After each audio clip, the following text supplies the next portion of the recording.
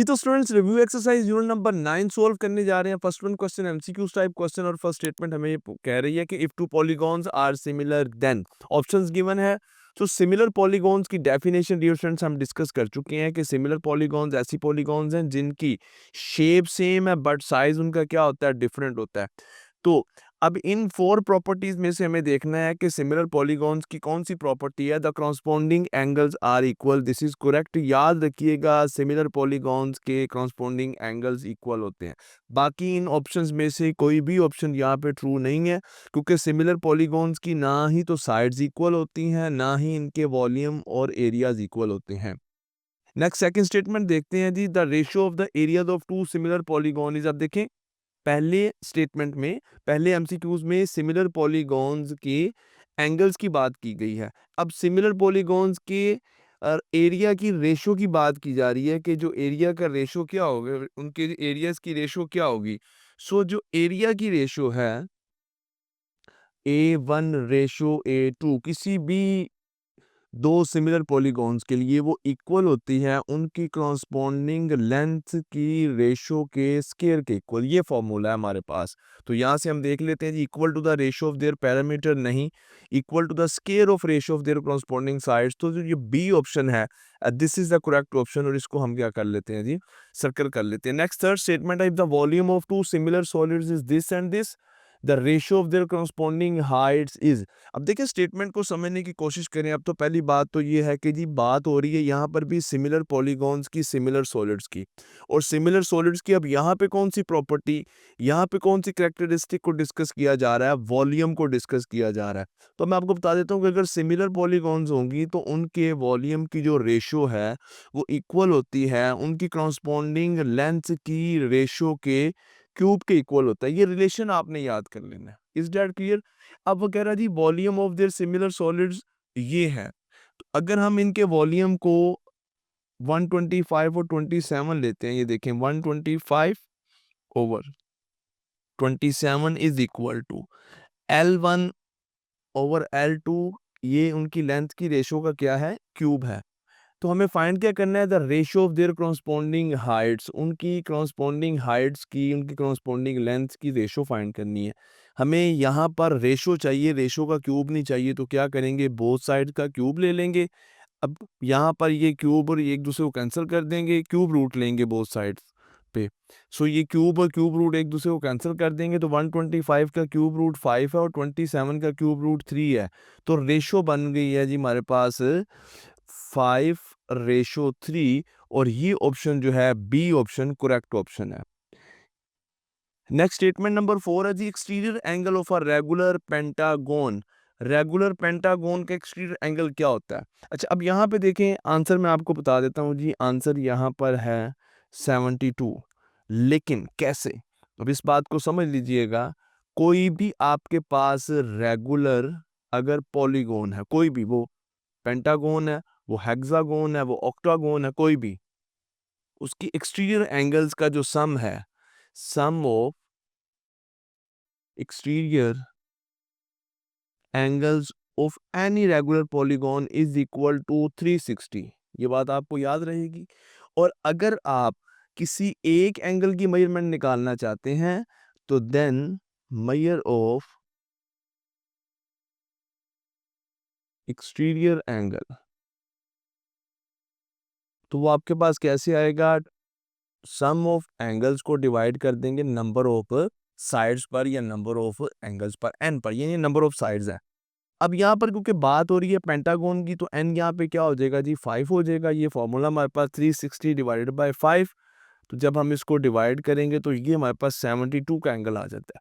अच्छा अगर यहाँ पर पेंटागोन की जगह पे बात कर रहा होता है हेक्सागोन की, तो हेक्सागोन में एन की वैल्यू क्या आती है, 6 आती है। ऑक्टागोन में एन की वैल्यू क्या आती है, 8।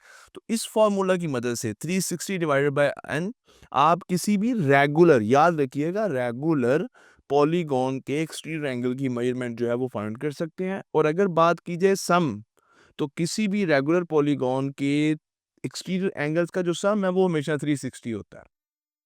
नेक्स्ट स्टेटमेंट नंबर 5 है जी, a parallelogram has an area of this and a smaller similar parallelogram has an area of this. लीजिए दो पैरेललोग्राम की बात हो रही है और दोनों सिमिलर हैं और उनके एरियाज ये हैं, एक का ये है एक का ये है। If a side of the smaller parallelogram is 8 centimetre, the corresponding side of the larger parallelogram. अच्छा अब देखिए बात क्या है यहाँ पे, मैं अब आपको बताता चलूँ। यहाँ पे बात हो रही है जी सिमिलर फिगर्स की, सिमिलर पॉलीगॉन्स की। पॉलीगॉन्स कौन सी हैं जी? पैरेललोग्राम है। ये मैंने लिख दिया जी, सिमिलर पॉलीगॉन्स की बात कर रहा है। अब सिमिलर पॉलीगॉन्स की यहाँ पे क्या कैरेक्टरिस्टिक डिस्कस किया जा रहा है? यहाँ पे डिस्कस किया जा रहा है area, ratio of their area to ratio of their corresponding length. क्या रिलेशन होता है जी? रिलेशन ये होता है कि इनकी एरियाज की रेशियो इक्वल होती है कॉरस्पॉन्डिंग साइड्स की रेशियो के स्क्वायर के। अब वैल्यूज लिखें, 64 ये एरिया बताया गया और 144 ये भी एरिया बताया गया। Is that clear? Is equal to, कहता है स्मॉलर। अब मुझे बताएं इनमें से स्मॉलर कौन सा, जिसका एरिया कम है वही स्मॉलर है। तो अगर स्मॉलर का एरिया 64 है, A1 से इसको डिनोट किया है, तो स्मॉलर की जो साइड की लेंथ है 8 सेंटीमीटर वो भी L1 से डिनोट की जाएगी। And corresponding side of larger parallelogram हमें फाइंड करनी है, तो लार्जर पैरेललोग्राम की साइड को L2 से डिनोट किया और यहाँ पे स्क्वायर आ जाएगा। This is the relation, ratio of area of similar polygon is equal to square of ratio of their corresponding sides। यहाँ पे मैंने वैल्यूज पुट कर दी। मुझे कैसे पता चला कि ये A1 है 64 है, ये A2 144 है? तो वो मैंने आपने देखें कि हमने ये कह दिया कि अगर स्मॉलर पैरेललोग्राम का एरिया हम 64 A1 को 64 ले रहे हैं तो फिर स्मॉलर की लेंथ को भी L1 लेंगे। लार्जर के एरिया को A2 लिया तो लार्जर की लेंथ को भी L2 लिया। बस अब यहाँ पे सोल्व कर लें। ये स्क्वायर ख़त्म करने के लिए बोथ साइड का स्क्वायर रूट ले लेते हैं जी। यहाँ पे बोथ साइड का जैसे ही स्क्वायर रूट लिया, ये स्क्वायर और स्क्वायर रूट कैंसिल हो गए। यहाँ पे 64 का स्क्वायर रूट 8 आ गया और 144 का 12 आ गया और यहाँ पे हमारे पास रह गया जी 8/L2। यहाँ से ये रिलेशन बन जाएगा जी L2 is equal to 8 multiply by 12/8। So the result is 12 centimeter and where is the correct option? This is B। आपकी टेक्स्ट बुक में मे बी ऑप्शन सी है, डेट इज रॉन्ग। यहाँ पे करेक्ट ऑप्शन जो है वो B है। Next देखते हैं जी, स्टेटमेंट नंबर 6 है, एमसीक्यू सोल्व कर रहे हैं रिव्यू एक्सरसाइज 9 के। Total number of diagonals in a polygon with 9 sides कितने होते हैं जी? Total number of diagonals. तो ये फॉर्मूला याद कर लें जी। देखें एक तो बात है कि मैं आपको बता दूं कि इसका आंसर ये है, वो तो आप बुक से भी देख लेंगे, लेकिन आपको फॉर्मूला पता होना चाहिए कि फॉर्मूला क्या है। Total number of diagonals, this is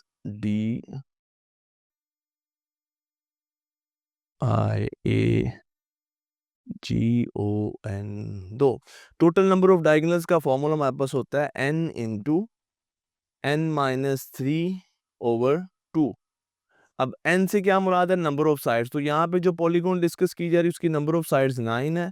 9 into 9-3 formula है n इंटू n-3। तो n की वैल्यू हमने 9 पुट कर दी, यहाँ पे भी डिवाइडेड बाय 2। बस इसको सिंप्लीफाई कर लें। 9 इंटू ये 9-3 पहले सोल्व करेंगे तो ये 6 आ जाएगा। It's divided by 2। 2 3 the 6, 9 multiply by 3 is equal to 27।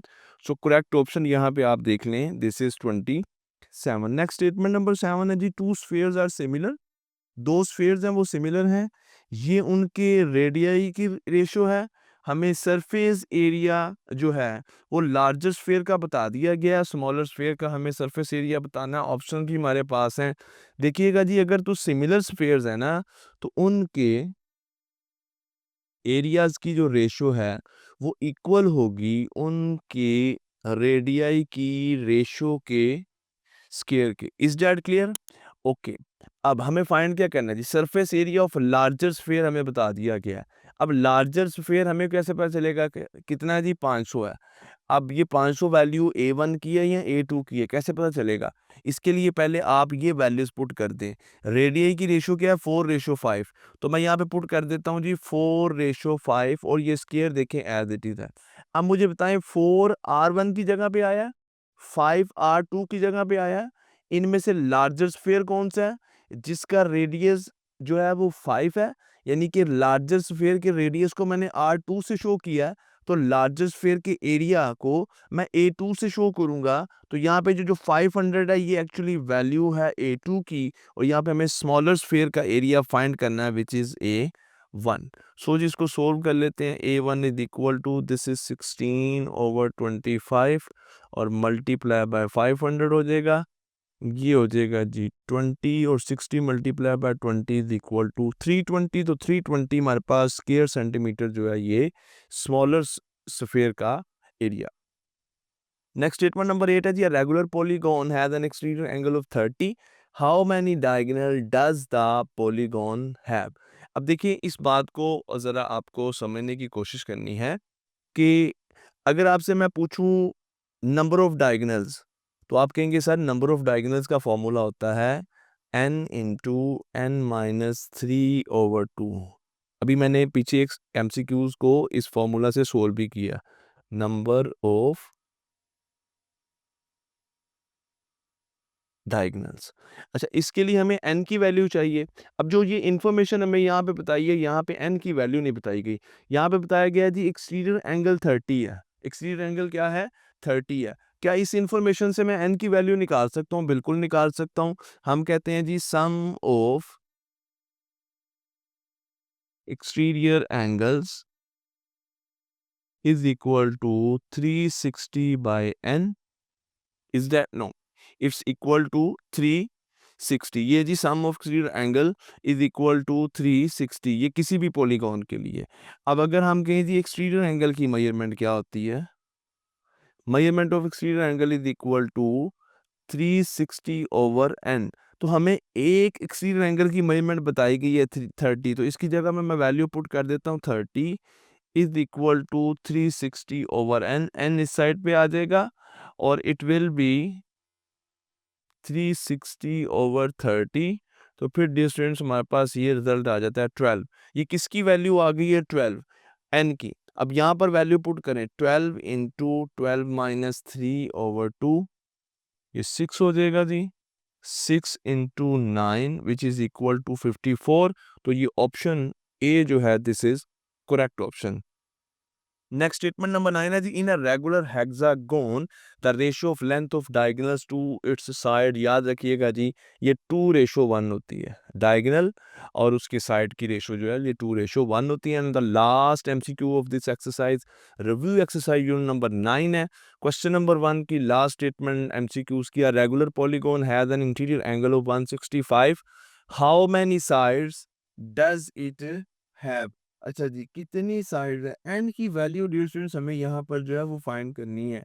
हमें क्या बताया गया जी, अब इंटीरियर एंगल को डिस्कस किया जा रहा है। ये पहली स्टेटमेंट, पहले MCQs आया अब जिसमें इंटीरियर एंगल की बात की गई है। अब इंटीरियर एंगल का फॉर्मूला क्या होता है जी, measure of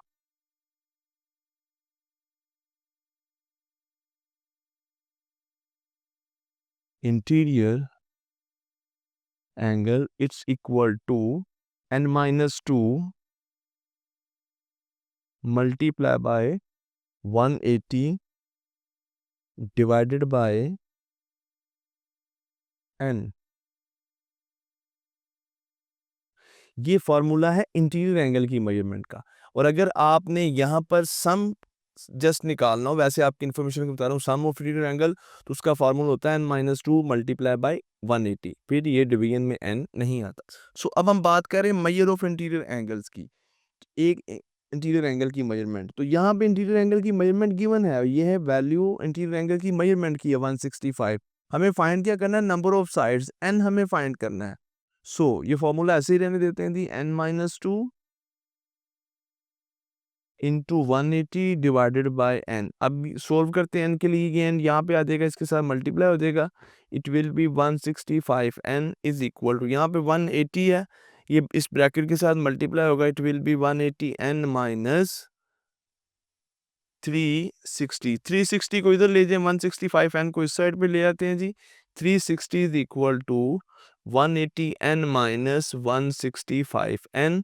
so 360 is equal to 15 n। यहाँ से n की वैल्यू निकालनी है तो 15 इधर आएगा, 360 को डिवाइड कर देगा। 360 divided by 15 is equal to 24। So where is 24? D option is the correct option. So dear students, ये हमारे पास एमसीक्यूज थे यूनिट नंबर 9 के।